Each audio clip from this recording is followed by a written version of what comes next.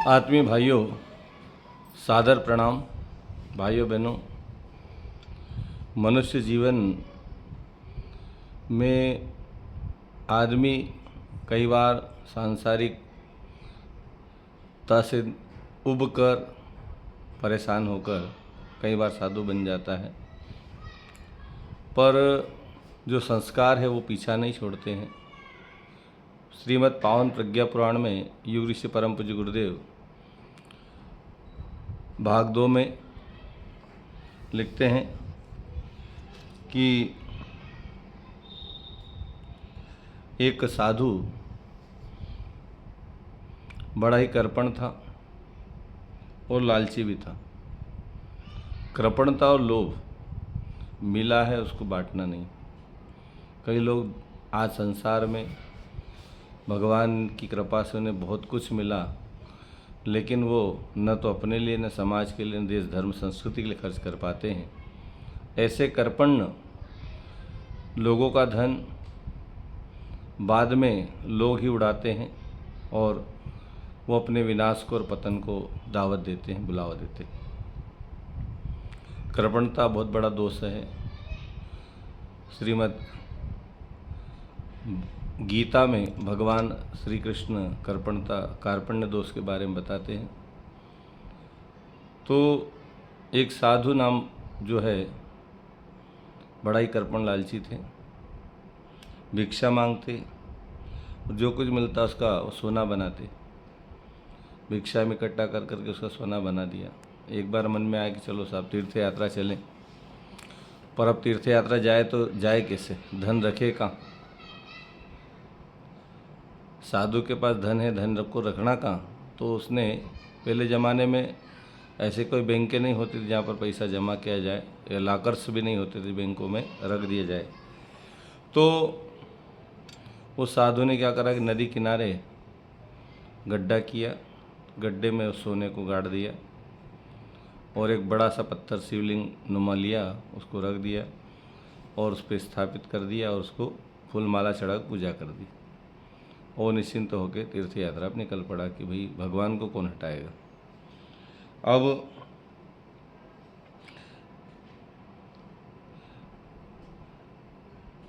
ऐसा करा तो कुछ समय बाद योग सहयोग से सोमवती अमावस्या, स्नान का दिन आया, स्नान का पर्व आया। सोमवती अमावस्या को बहुत सारे लोग स्नान करने जाते हैं, गंगा नहाने जाते हैं, नर्मदा नहाने जाते हैं, सिंधु, कावेरी, शिप्रा, सरयू, विभिन्न पवित्र नदियाँ हमारे देश में जहाँ पर लोग स्नान के लिए जाते, जाना भी चाहिए।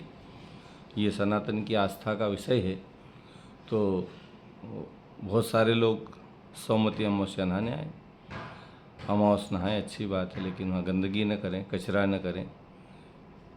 लेकिन आज लोग जाते सारा कचरा में डाल के आते, महीने भर का इकट्ठा किया अपने घर की पूजा पाठ का जो भी कचरा है या निर्माल्य जितने भी पुष्प है, जो भी है, भगवान से उत्तरी सामग्रियाँ हैं, सब वहाँ छोड़ाते, बहुत सारी गंदगी कराते।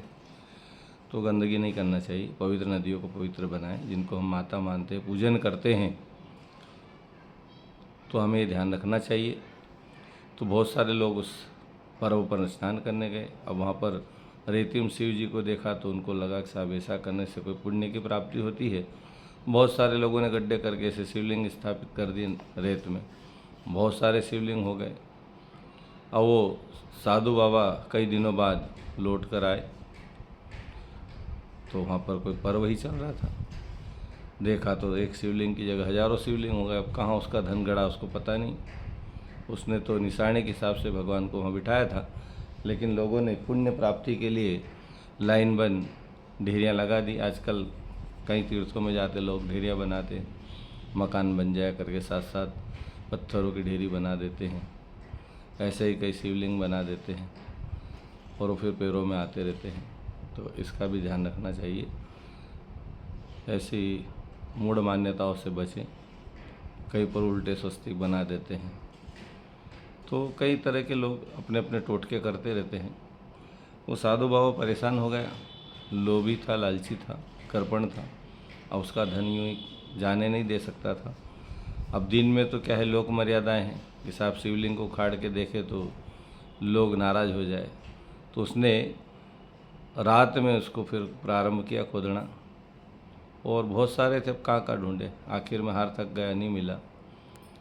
उसके बाद से उसको बात समझ में आई, अकल समझ में आई कि साहब जो अपना है वो अपने को मिलेगा, बाकी तो सब जाएगा।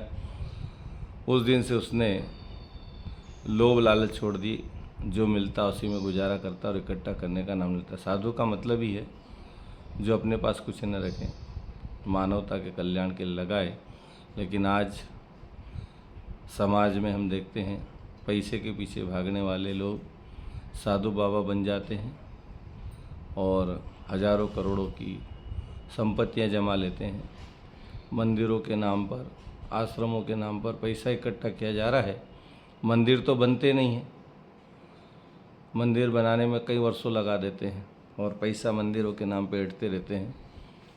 खैर, मानवता के लिए ये दुखद बात है कि संत समाज, जिन्हों हम कई लोगों को हम भागवत भूषण भी कहते हैं, यदि वो जन कल्याण के कार्यों में उनको लगा रहे हो तो अच्छी बात है।